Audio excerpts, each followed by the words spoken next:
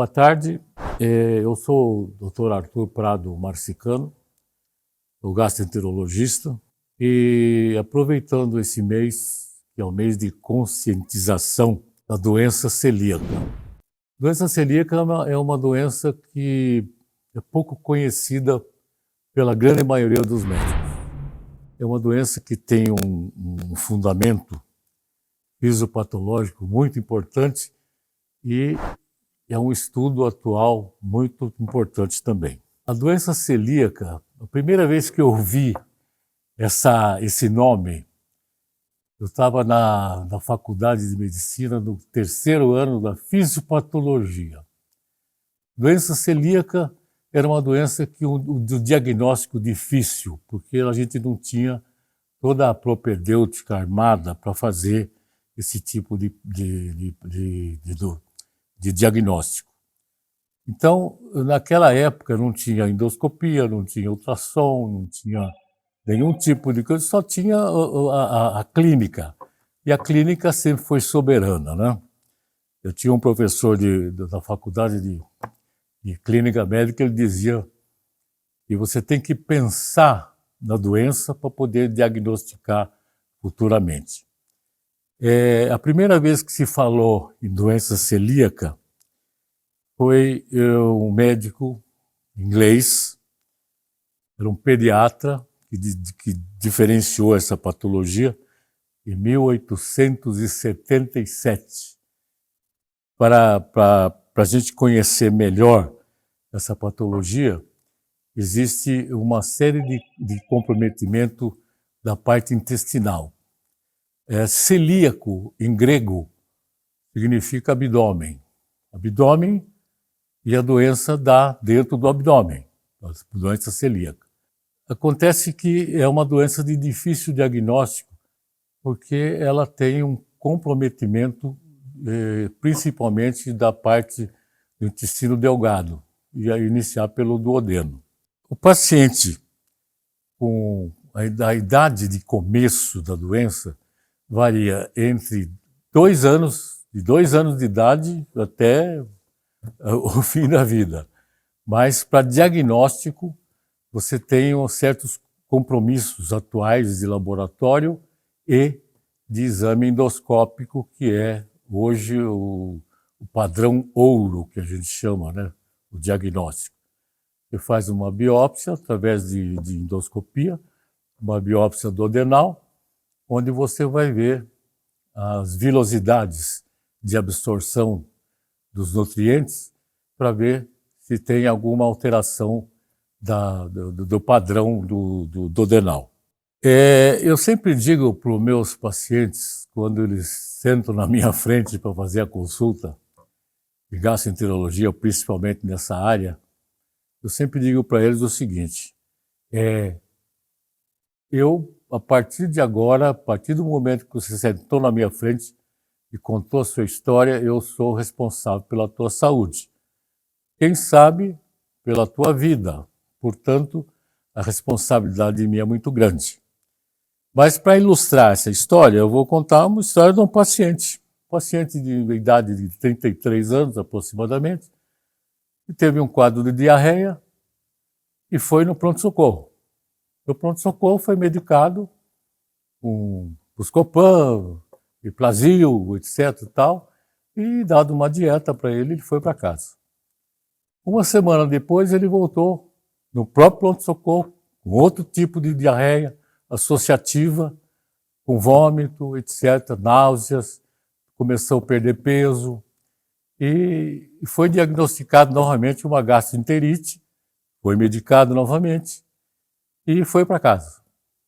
Passou mais ou menos os outros 15 dias, ele teve outra crise, aí ele começou a perceber que nas fezes a gente chama de esteatorreia. Esteatorreia é gordura, é um muco nas fezes diferenciado com a diarreia. Perda de apetite, começou a ter fraqueza, fadiga, assim sem mais, sem menos. E como ele tinha um antecedente familiar de doença intestinal, câncer de intestino na família, Ele, lógico, pensou logicamente que ele estava desenvolvendo um câncer. E foi procurar um gastroenterologista e, nessa altura do acontecimento, pediu os exames para ele e pediu uma colonoscopia. A colonoscopia, quando a gente indica uma colonoscopia, você tem que fazer um diagnóstico diferencial entre uma síndrome do intestino irritável e uma doença inflamatória intestinal. Por quê? Porque uma pode levar ao câncer do intestino e a outra, doença inflamatória, síndrome do intestino irritável, não leva a câncer. A doença inflamatória pode levar a um câncer. Esse diagnóstico é feito através da colonoscopia. Quando veio o resultado, veio tudo normal e o paciente continuava com diarreia.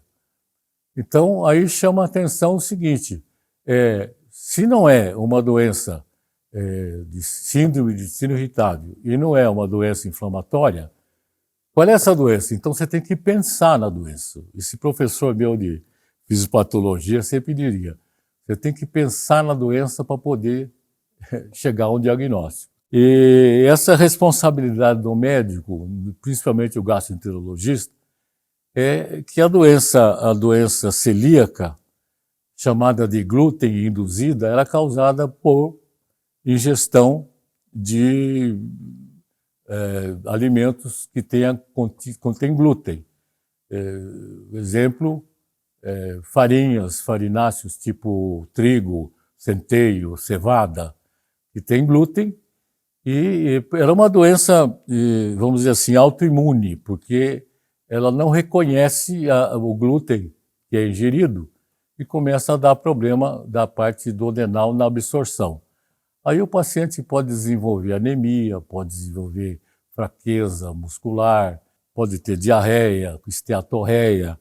Existem outras causas específicas da doença, tem que pesquisar, evidentemente, com o exame de laboratório, são os exames básicos, exame de sangue, para ver se tem anemia associada ou não. A gente chama de diagnóstico ouro, né? Que é o diagnóstico endoscópico, a endoscopia com biópsia duodenal. Você faz biópsias em várias partes do duodeno para avaliar depois no anatomopatológico se existe algum problema de absorção naquela localização. A questão de uns 10 anos atrás, eu fui numa palestra de um texano, que ele veio falar sobre verminose aqui no Brasil. Uma palestra interessante porque o Texas é considerado o Itu dos Estados Unidos. Tudo lá é grande, tudo lá no Texas. Inclusive tem a maior biblioteca médica do mundo no Texas. E gozado que esse colega nosso dos Estados Unidos falou, eu fui convidado para falar sobre verminose num país que tem o maior número de verminose do mundo. Então, eu vim aprender e não vim falar. A maioria dos pacientes que tem essa síndrome, às vezes pode estar associado ao sistema comum de verminose, qualquer tipo de Ascaris, ancilóstomo, qualquer tipo desses vermes pode causar, os protozoários, etc., pode causar esse tipo de problema e imitam uma doença que não é tão grave, mas a doença celíaca está embutida nesse processo.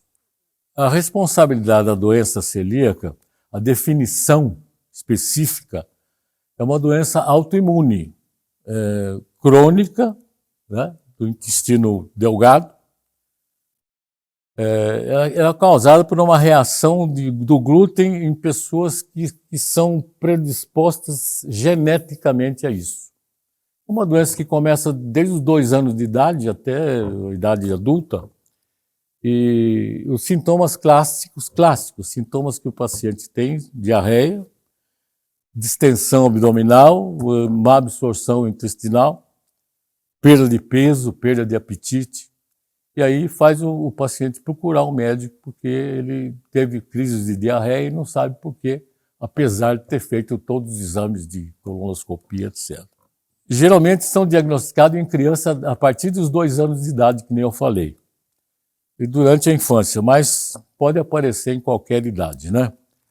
A doença celíaca é uma doença, teoricamente, benigna.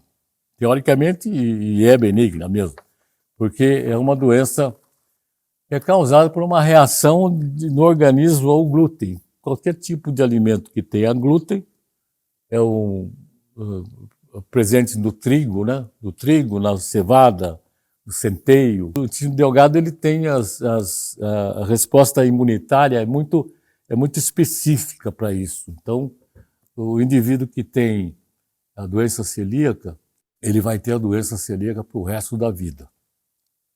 Agora, parou de comer o glúten, a doença regride. Agora, se voltar a comer qualquer tipo de alimentação que tenha glúten, a doença volta a atacar. Então, é uma doença crônica, mas remissiva. Uma das causas específicas que o paciente procura o médico é a diarreia. O paciente chega e conta a história. Doutor, eu tenho essa diarreia e ela não está passando com nenhuma medicação. Aí você pensa na doença. Você tem que pensar. Se ele já fez todos os exames e não chegou a conclusão, você tem que pensar numa síndrome celíaca, uma doença celíaca. A gente fala que a doença, os riscos dessa doença, o que pode aparecer? Lógico que, como toda doença gastrointestinal, os adenocarcinomas, os linfomas de intestino podem aparecer. A gente chama de jejunite ulcerativa, que causa até obstrução intestinal. Uma anemia bastante acentuada, que é a anemia megaloblástica, porque a absorção do ácido fólico, a absorção de vitamina B12, são interrompidas nessa doença. Então, o dente pode aparecer osteopenia pela absorção do cálcio, hemorragias, coagulação anormal, por deficiência da vitamina K e as bactérias intestinais. Um aumento das bactérias que a gente tem que tratar também com probiótico, que atualmente é bastante usado. Mas, em princípio, a doença celíaca é uma doença de diagnóstico não tão fácil, porque ela é precedida de outras patologias que podem mascarar esse quadro inicial. Eu sempre falo ao paciente, se você fez todos os exames, e todos os exames que você fez relacionados a câncer de intestino, a doença inflamatória intestinal, a síndrome do intestino irritável, a verminose, são todos normais, é obrigatório o médico pensar na doença celíaca. E a doença celíaca tem cura transitória. Se você volta a comer glúten, a doença volta imediatamente. E, portanto, hoje nós estamos falando sobre essa doença. Os estudos gerais dessa doença atualmente, elas estão restritas à gastroenterologia, evidentemente, e a doenças autoimunes. Alguns exames de sangue podem identificar qualquer tipo de patologia autoimune, mas o diagnóstico específico mesmo é feito com endoscopia digestiva. No consultório, eu atualmente, a maioria dos pacientes que eu atendo, que vêm do pronto-socorro, que vêm de outros colegas que já pesquisaram a diarreia sem ter diagnóstico, geralmente já entro com o processo diagnóstico de endoscopia digestiva, duodenal, principalmente, para poder identificar as células que tem ali. Isso se chama o rastreio, né? O rastreio de diagnóstico. Bom, em princípio, é uma doença de relação muito intrínseca com a alimentação, principalmente derivada do glúten. Em termos de patologia, é uma doença grave, é uma doença séria, mas de fácil tratamento, mas de difícil diagnóstico inicialmente. Eu acho que os sinais que o doente pode apresentar também, as fezes ficam claras, fétidas, bastante fétidas, fezes bastante fétidas. Steatorreia, que é a gordura, a perda de peso, fadiga, Tudo isso aí faz decorrente da própria patologia. É uma doença que afeta, por incrível que pareça, talvez ninguém saiba disso, afeta 1% da população mundial. Quer dizer, nós temos, dentro de uma população geral, 1% das pessoas têm ou vão ter a doença celíaca. A doença celíaca é uma doença que tem cura, que tem tratamento, mas ela é crônica. Por quê? Porque se você tira o glúten da alimentação, com uma dieta específica, a nutricionista pode ajudar o gastroenterologista nesse tipo de tratamento, e não existe remédio específico, a não ser usar probiótico, alguma coisa assim, para poder melhorar a situação do paciente. Se o paciente volta a comer glúten, ele volta a ter a patologia. Só para encerrar um assunto até interessante, a Igreja Católica, por exemplo, a hóstia da Igreja Católica é feita de trigo, e o trigo tem o glúten. Existem certos pacientes, o padre, pelo menos, aquele que tem doença celíaca, ele não pode comer a hóstia. Então a hóstia tem que ser especial.